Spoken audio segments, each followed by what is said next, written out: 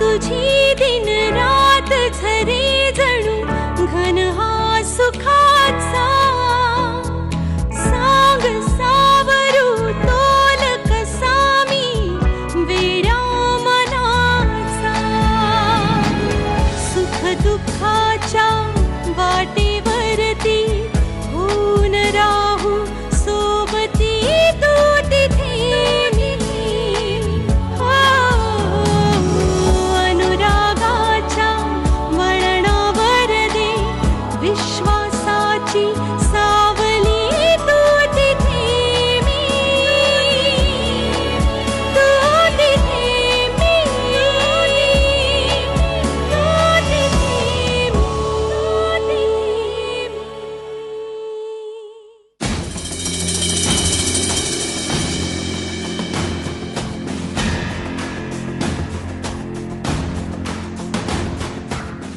नेमकं काय झालं विहंग?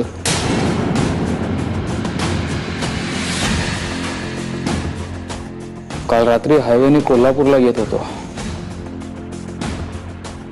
तिकडे 2 गुंड एका मुलीला पकडून उभे होते. सहज माझं लक्ष गेलं, बघितलं तर प्रिया होती. नशीब माझ्याकडे पिस्तूल होता.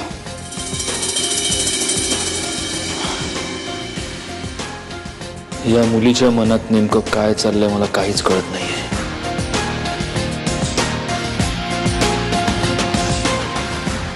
सत्यजित,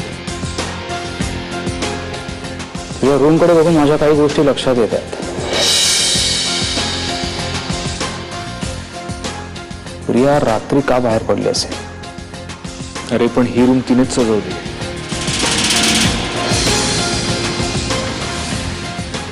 एक तर तू आंधळा आहेस किंवा तू आंधळा असल्याचा आव आणतोयस. तुला कळत नाही प्रियाला तुझ्याबद्दल काय वाटतंय ते? पण व्यंग, प्रिया म्हणाली होती की तिने माझा विचार मनातून काढून टाकलाय. क्या बात आहे. इतर वेळी 100 वेळा विचार करून निर्णय घेणारे आमचे राजे, आणि आता प्रियाने एकदा सांगितलं आणि लगेच विश्वास ठेवला. वा, प्रिया सपशेल खोटं बोलतीये आणि तू तिच्या बोलणार फसतोय. सत्यजित, काल रात्री सुद्धा मी तिला विचारलं येतेस का म्हणून, तयार नव्हती. आता सुद्धा खूप समजावून तिला घरी आणलंय. या मुलीचा काहीतरी वेगळा विचार करावा लागेल. तोही लवकरात लवकर करायला हवा. प्रकरण हाताबाहेर चाललंय आणि ते खूप डेंजरस आहे.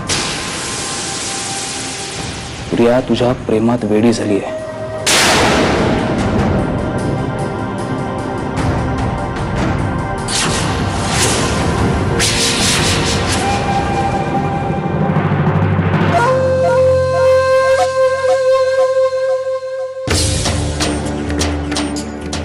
तुला विचारायचं नाही.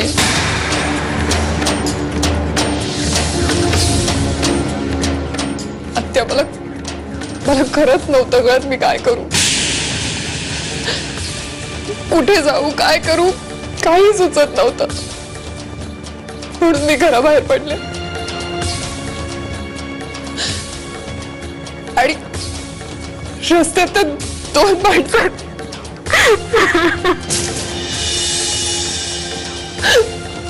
मी खरंच खूप घाबरले होते आणि मदतीला पण कोणी नव्हतं. नशीब तो विहंग तिकडे आला, नाही तर त्या 2 माणसांनी मला माहिती नाही.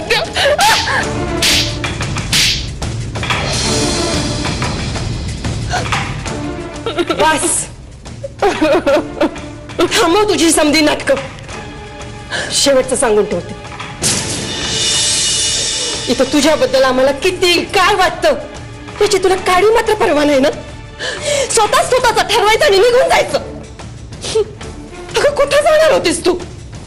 तुझं काय झालं असतं तर मी कोणाच्या आधारावर जगले असते का? चुकलं माझं.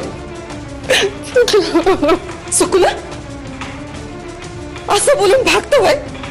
हे बघ, सत्यजितचा नाच सोडून दे. तुझ्या मनातून समज काढून टाक. मी आत्ता ठरवलं आणि लगेच तसं झालं. असं होतं एखादी गोष्ट अशी आयुष्यभर वाहून न्यायची म्हणजे किती त्रास होतो माहित आहे मला. तू नको या त्रासातून जाऊस.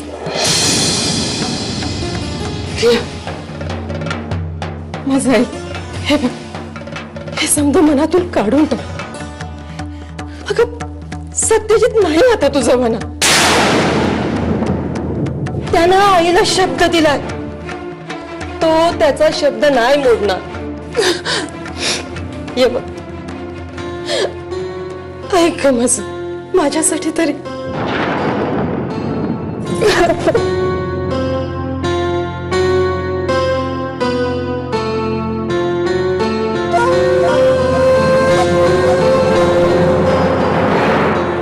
चला, पोट भरलं, आता निघायला हवं.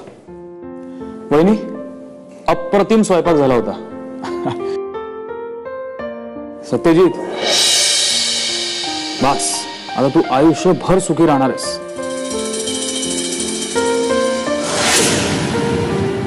वहिनी, खरं तर पोट भरलंय पण मन भरलं नाही अजून.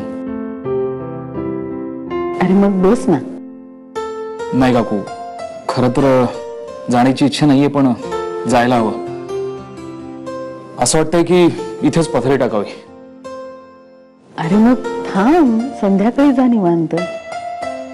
येस, हे बेस्ट आहे. व्यंग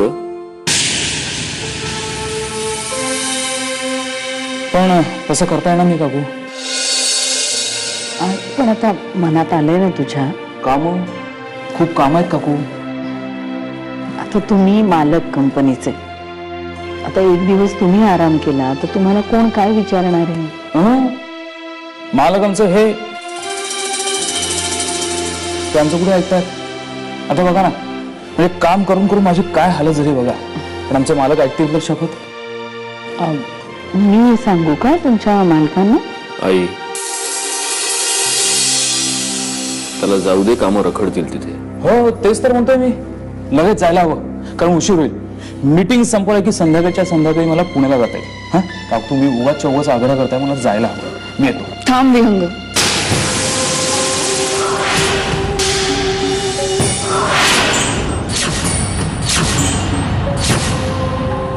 मी पण येते पुण्याला तुझ्या बरोबर.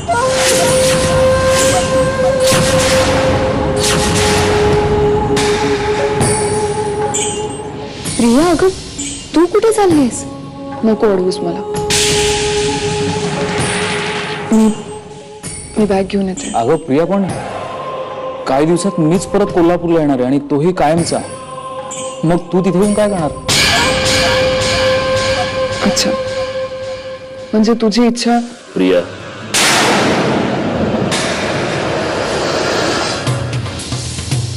तू कुठेही जात नाहीयेस.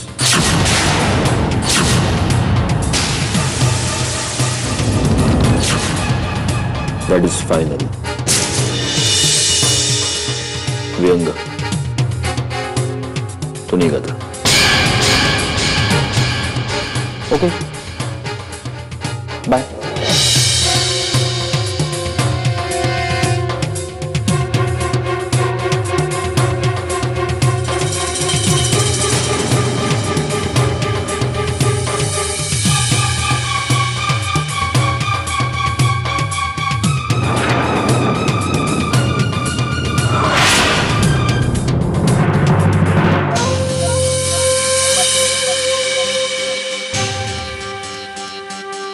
प्रिया, काय झालं नाही समजा, मला काय बी कळत नाही. कालपर्यंत म्हणत होतीस मी सत्यजितला सोडणार नाही, आणि काल काल अचानक घर सोडून गेलीस आणि आज पुण्याला जायचं म्हणतीस. अगं किती मेहनतीनं पुण्याला जायचं टाळलं होतंस ना ग तू. मग आणि पुण्याला जाऊन काय करणार आहेस तू?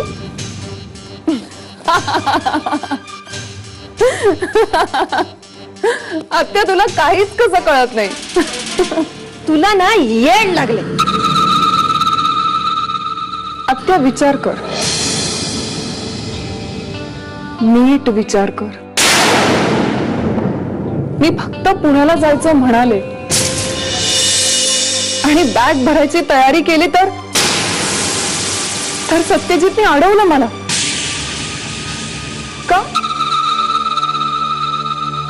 का अडवलं असेल त्यांनी मला? कारण मी हे घर सोडून पुण्याला जाणार या नुसत्या विचारानेच वाईट वाटलं त्याला.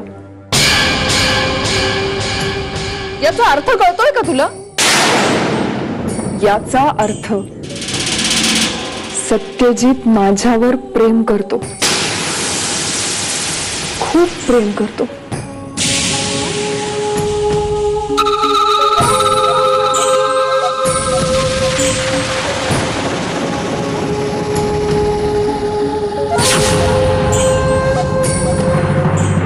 का केलंस तू असं? का थांबवलंस मला? बोल ना, का थांबवलंस?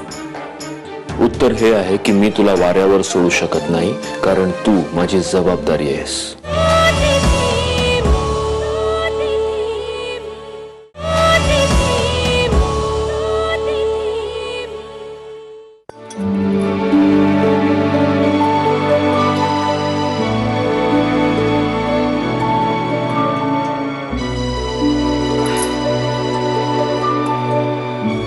काय बोलली का ग तुझ्याशी प्रिया?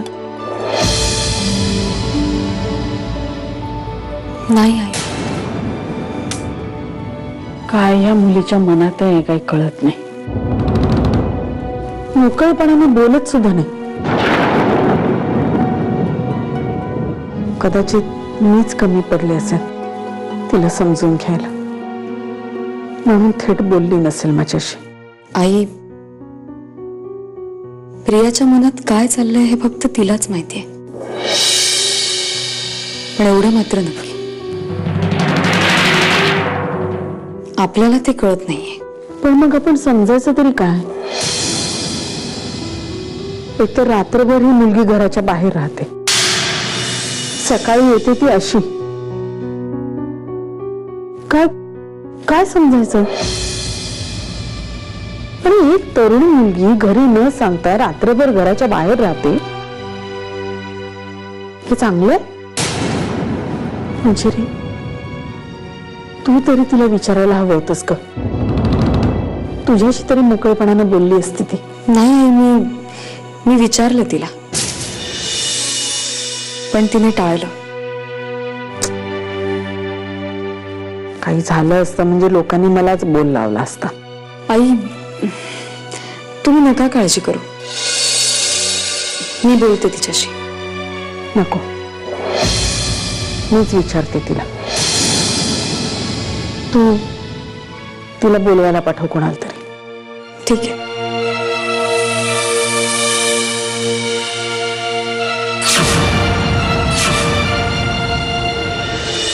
आत्या, मला सत्यजितच्या डोळ्यात माझ्याबद्दल प्रेम दिसलंय आणि मला आता. अगं पण आत्या, आता पण नाही आणि बीण नाही. प्रिया, आता मला इथे राहायचंच नाहीये. माझं ना मन लागत नाही इकडे. आते,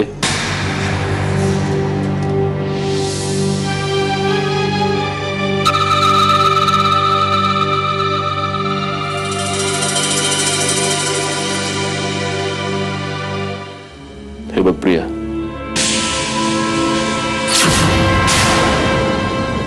का अडवलंस मला? जेव्हा मला या घरातून जायचं नव्हतं तेव्हा सगळ्यांसमोर माझा अपमान केलास. निघायचं इकडनं लगेच हे ऐकवलं होतंस ना? मग आज जेव्हा मी जायला निघाले तेव्हा का थांबवलंस? सत्यजित, आजपर्यंत अशी एकही गोष्ट नाहीये जी मी ऐकली नाही. तुझी प्रत्येक गोष्ट ऐकली मी, आणि आजही तुझ्याच सांगण्यावरून निघाले होते. तेव्हा थांबवून घेतलंस. का केलंस तू असं? का थांबवलंस मला? बोल ना, का थांबवलंस? का राहायचं मी या घरात? बोलून चालून एक आश्रित म्हणून राहायचं ना? नाही राहायचंय मला, आणि नाही ऐकायचंय तुझं काही. तुझी गरज आहे इथे. आईला, आत्याला, मंजिरीला. आणि तुला? प्रिया, मला तुझं भलं व्हावं असंच वाटतं. हे माझ्या प्रश्नाचं उत्तर नाहीये. उत्तर हे आहे की मी तुला वाऱ्यावर सोडू शकत नाही, कारण तू माझी जबाबदारी आहेस. फक्त जबाबदारी? जिथे काळजी असते, जिथे जिव्हाळा असतो, तिथेच जबाबदारी असते.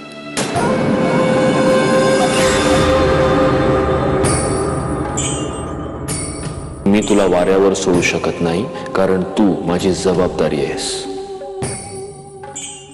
जिथे काळजी असते, जिथे जिव्हाळा असतो, तिथेच जबाबदारी असते. मग मला अगदी मोकळेपणाने आणि खरं खरं सांग, हे लागलं कसं काय तुला? ते मी चालता चालता रस्त्यात पडले. हे सगळं इतकं साधं आणि सोपं आहे? मला अजूनही वाटतं की प्रिया काहीतरी लपवते.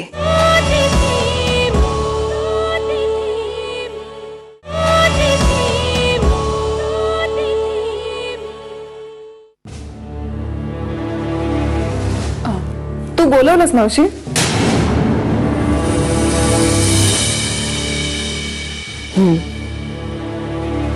मला एक सांग प्रिया, आजपर्यंत माझ्या प्रेमात मी कुठे कमी पडले?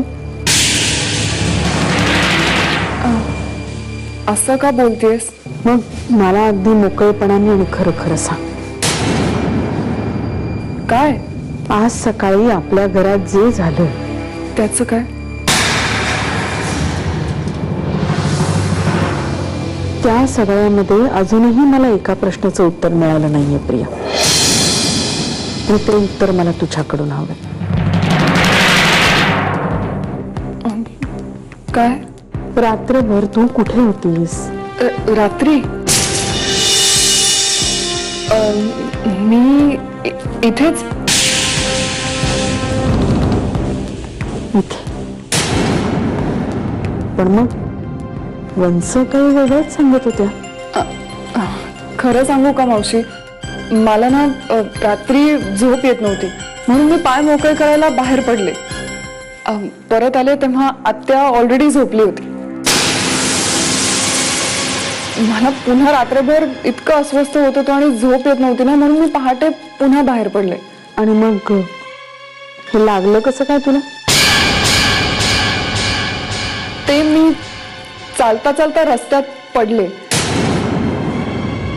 आणि नेमका तिकडे विहंग आला. हे सगळं इतकं साधं आणि सोपं आहे? मावशी, ते सगळं जाऊ दे ना, तू हा विषय सोड. मी ना सगळ्यांसाठी काहीतरी स्पेशल बनवणार आहे. आपण सगळे एकत्र जेवूया. मी तयारी करून आले. हा,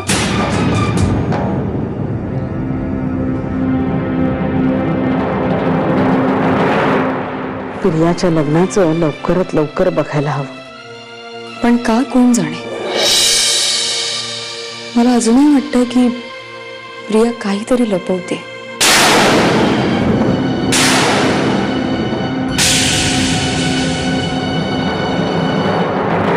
शुभं करोति कल्याणं आरोग्यं धनसंपदा शत्रुबुद्धि विनाशाय दीपज्योति नमोस्तुते.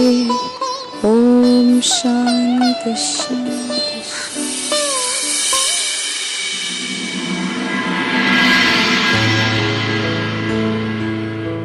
अगं, त्यांना नको ना वाढू. मंजिरी काही होणार नाही, मी शुगर फ्री केली.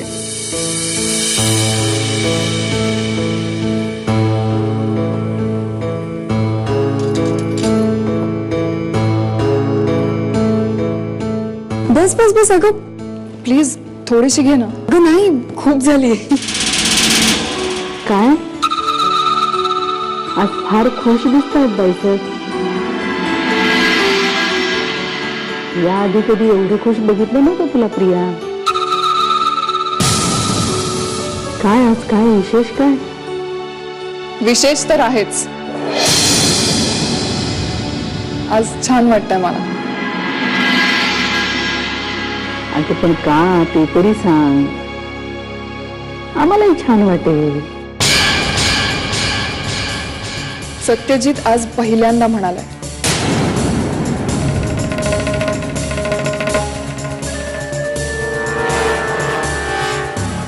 माझी गरज आहे.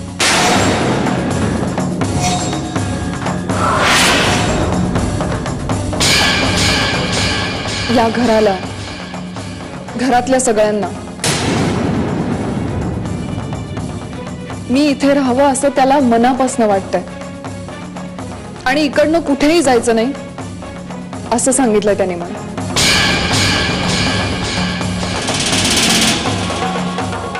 हो ना सत्यजित?